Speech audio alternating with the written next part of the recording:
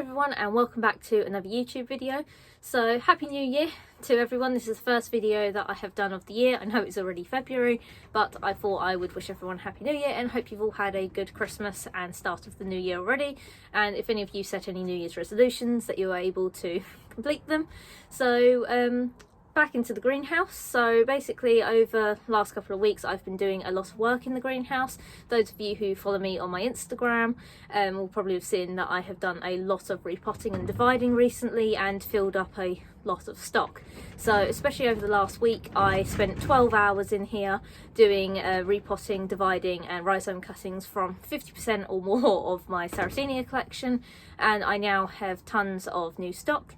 This is in hope to turn my blog, The Carnivorous Greenhouse, into a selling site within the next couple of months after I've just finished off the last couple of bits in here, and then I'll have a range of my plants available for sale. So my blog, The Carnivorous Greenhouse, I'll put a link in the description below, and basically it's similar to what I do on my YouTube channel. So it's care guides and propagation guides and all that, obviously in written form. So it's a good educational kind of thing that I've started up in order to obviously help spread awareness of these genus and species of carnivorous plants. As well as obviously you get to see a little bit of what I do on the side. So if I go to any visits or open days, then I also write about those. So I've been quite enjoyed doing the blog at the moment, and it's also helped me still obviously appear when obviously I'm not been able to do my YouTube. Unfortunately at the moment it's just been extremely hard for me to do videos, that's why I haven't really done as many as I would hope to, but luckily I've actually been able to do 2 or 3 over the last few days, which I hope to upload very shortly. Obviously the first one today will be dividing Sarracenia. So this is a video that I did the other day when I was repotting all of my stock, and I will be basically showing you how to divide a Sarracenia with multiple growth points, and then how you would then pot those up afterwards, and obviously then get several plants of your own. I've also done rhizome cuttings. As well as that, I've also done some flytrap repotting videos as well. So I hope that obviously I'll be able to upload those and you'll enjoy those, especially as it's now almost the end of winter now. So as it's approaching spring, this is the best time to repot flytraps and Sarracenia, obviously into either bigger pots, or if you've got multiple of them, so you could divide them up. So this is the best time to propagate and stuff more of your temperate plants whilst they're dormant and obviously not actively growing. So hopefully these will be good educational resources for you who are doing this for a first time. So I'll start with the video. Okay, so I'm going to be showing you how to divide a Sarracenia, and I have selected this Sarracenia Tygo in order to divide. So you can see here that it has got many growth points coming out from different sides. So there's another one at the front here, and a couple at the back, and a main one in the middle there. So first of all, start by taking it out of its pot. So you can see here it's got a nice healthy root system. And I'm first just going to start by taking the moss off the top.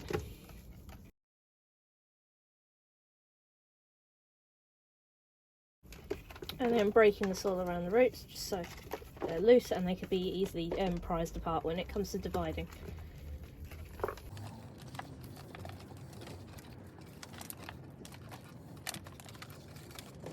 Okay, so once you've divided it enough, you locate where the growth points are. So you can see here right at the back there's a little one with the little trap. So you can see here it's already quite loose, and I'm simply just going to pull that away really gently from the main plant, and you can see that it's got its own root system, so I'll be able to pop that one up separately. So that one was a division without even needing to break it from the rhizome. This is a plant obviously that was already in the pot with the Tygo, so that's an individual little plant there. And then you could also take, say for example I wanted to take one of the other divisions, so either one of the large ones or even this one at the back. You may need some secateurs, or even to break it away from the rhizome if it's not too firm. So you can see here it's already quite loose, but it's still attached to the main growth point in the back of the rhizome. So I could either use my secateurs, or because it's already quite loose, I might see if I could prise that one apart really gently. So you can see the snap there. So it's only connected by a little bit. You can see the white there where I've just broken it off. And then this plant will also have its own root system as well.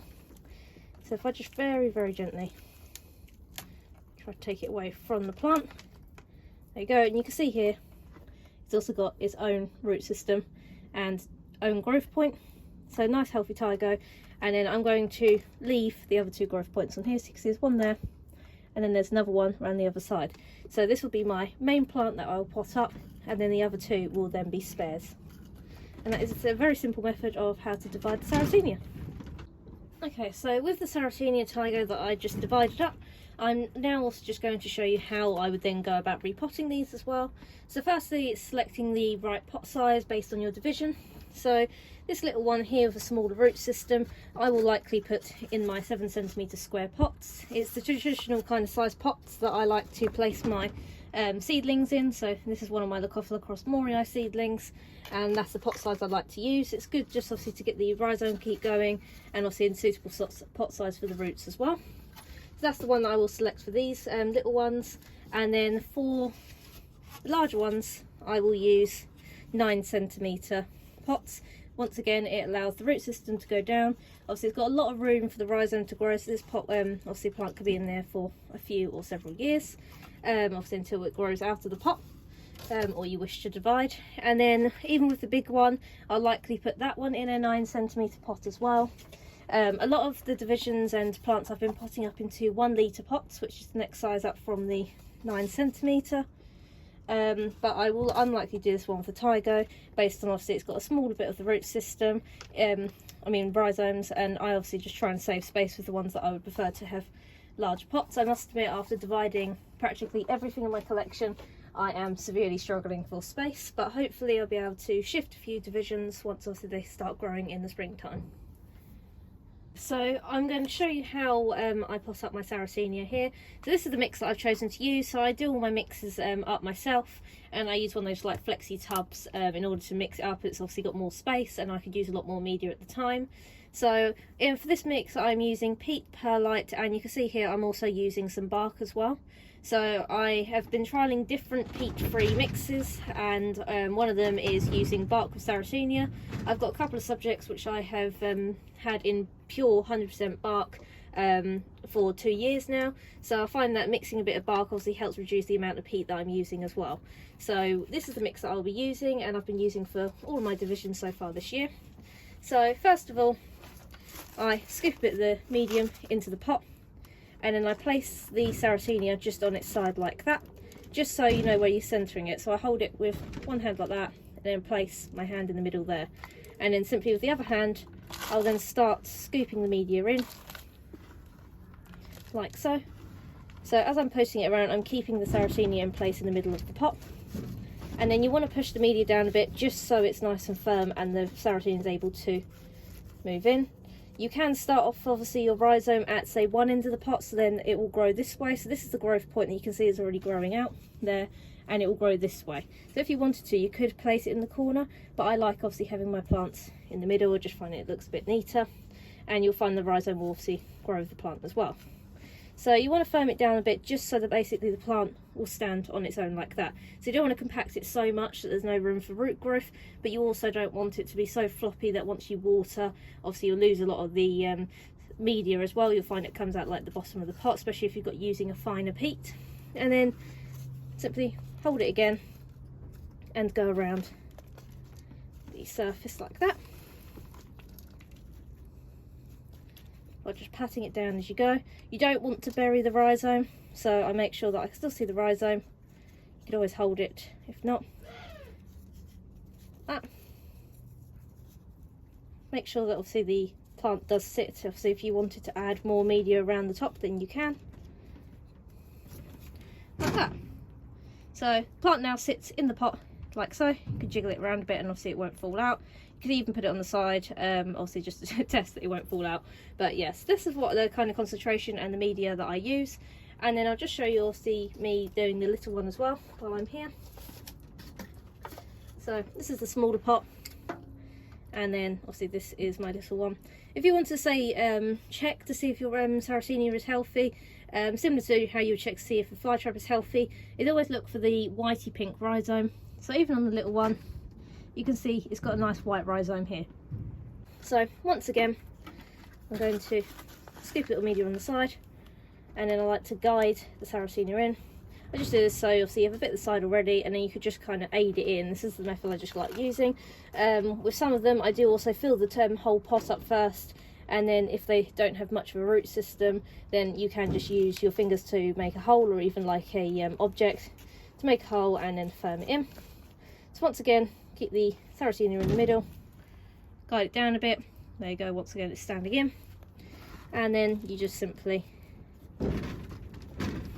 fill the top like that, keeping the rhizome above the soil level. You don't want that to obviously be buried or get too wet from the media, so I just have it sitting just above, so obviously you still allow the new growth. And then there you go, that is the little one potted up as well. And then after you've done that, simply I will then place them in a tray. I'll then water them from above just so you know that the media has been soaked through, and then I will leave them. So obviously it's not springtime yet, so the best time to do this obviously is in the winter time, and then after that you simply just wait for them to grow. So that is how I divide and repot my Sarracenia. So I'm just going to quickly put a clip over. There won't be any sound to it, it's just a video that I took and posted on my Instagram afterwards.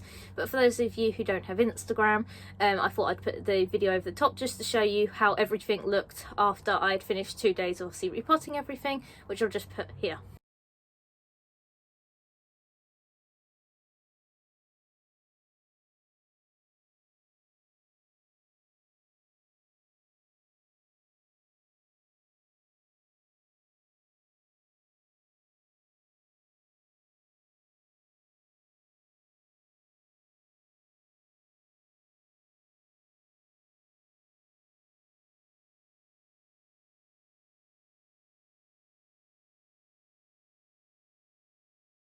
Okay, so you can probably see how busy that I've been recently, and that is just over a 2-day period of the Sarracenia.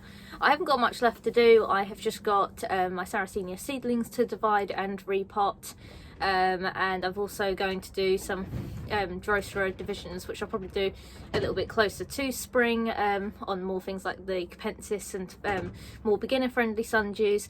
And I'm also going to sow the rest of my pygmy sundew Gamier, which I don't need and obviously won't sow. So then I have got pots full of it, which I'll probably use for stock to also put on my web shop as well.